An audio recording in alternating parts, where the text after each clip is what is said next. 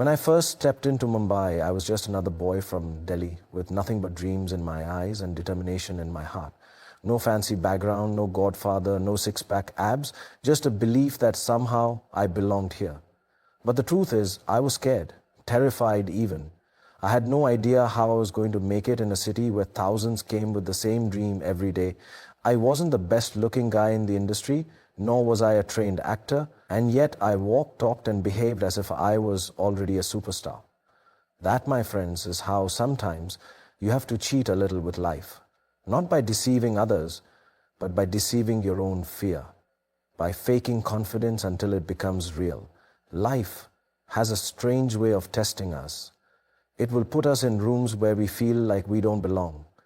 It will throw challenges at us that seem bigger than what we can handle. And in those moments, the easiest thing to do is to shrink, to doubt ourselves, to wait until we are truly ready. But let me tell you something. No one is ever truly ready. The people who seem the most confident, the most self-assured, they didn't start that way. They just learned how to fake it long enough until it became a part of them. When I got my first big break in television, I wasn't the most experienced actor. I didn't have the deep baritone voice of Amitabh Bachchan or the effortless charm of Rajesh Khanna. But I knew one thing. I had to act like I belonged. I had to convince myself before I could convince the world. I walked onto those sets like I had done it 1,000 times before. I spoke my lines with a conviction I barely felt inside. And you know what happened? People believed it.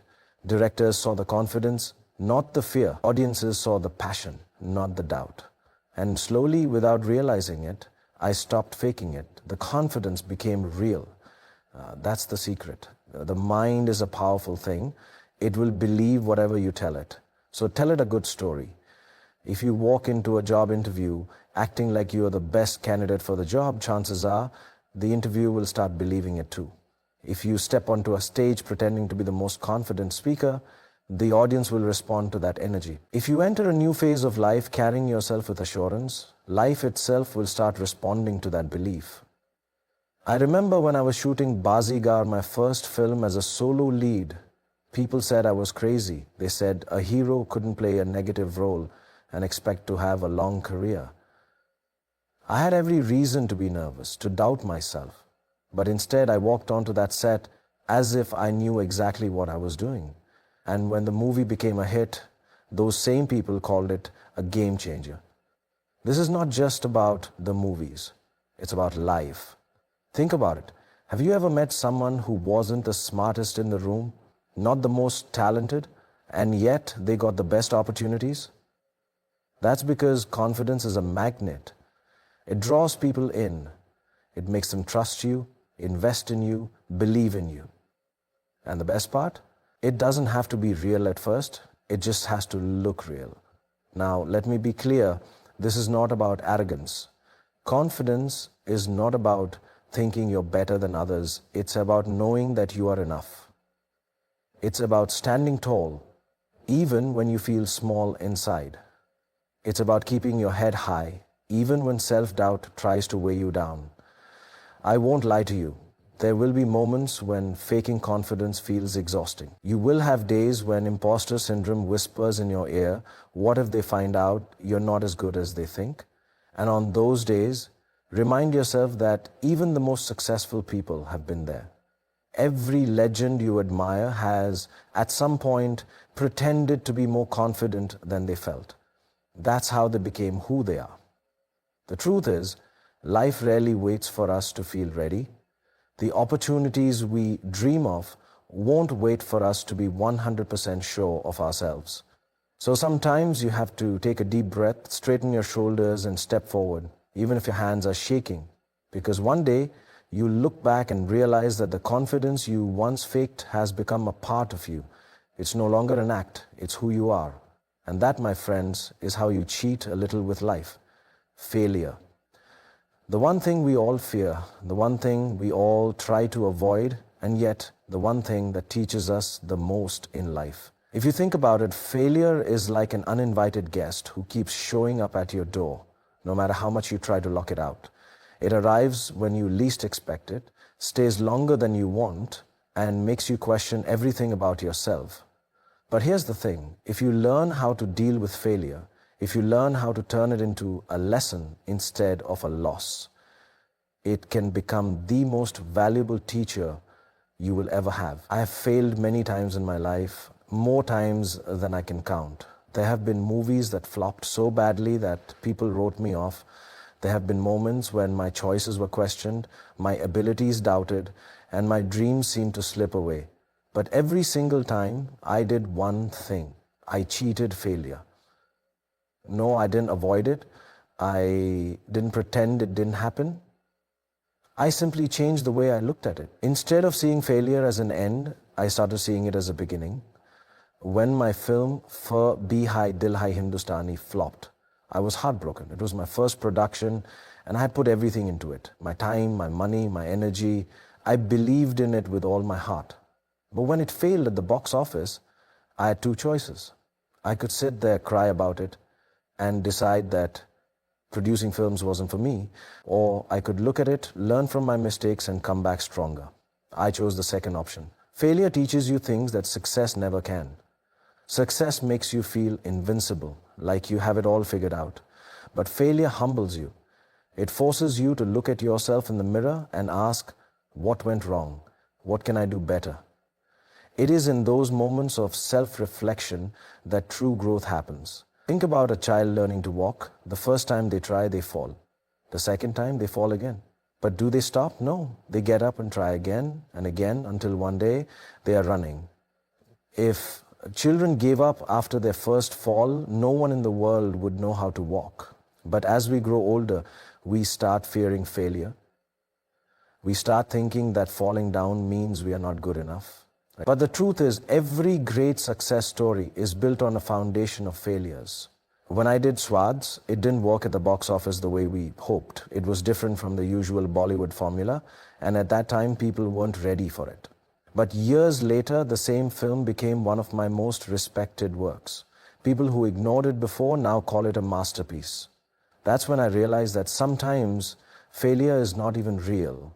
It's just a delay in success. Many of the greatest minds in history have faced massive failures before they succeeded. Thomas Edison failed thousands of times before he finally invented the light bulb. Steve Jobs was fired from Apple, the company he built, only to come back stronger and change the world. Even J.K. Rowling was rejected by multiple publishers before Harry Potter became a global phenomenon. The difference between these people and those who give up is simple. They didn't let failure define them. They let it refine them. I know it's not easy. When you fail, it feels personal. It feels like the universe is laughing at you, like you were foolish to even try. But here's a secret. Every successful person you admire has been exactly where you are. The difference is that they didn't let failure stop them. They turned it into a lesson, a stepping stone to something greater. The next time you fail, don't waste time feeling sorry for yourself. Ask yourself, what can I learn from this? Maybe your business idea didn't work, so what? Now you know what not to do next time. Maybe your relationship ended, good. Now you know what you truly need in a partner.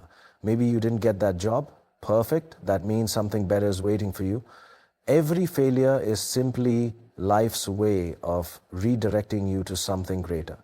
The best way to cheat failure is to stop seeing it as the enemy. Welcome it, learn from it, let it shape you into someone stronger, wiser, and better prepared for success. Because at the end of the day, failure is not the opposite of success. It is part of the journey to success. And the ones who make it are the ones who keep going, no matter how many times they fall. Life has a way of setting rules for us before we even get a chance to decide what we want. From the moment we are born, we are handed a script. Study hard, get a stable job, follow the safe path, don't take too many risks, and always play by the rules. But what if the rules don't work in your favor? What if the system is designed to keep you from reaching your full potential? What if the odds are stacked against you? That's when you need to cheat a little.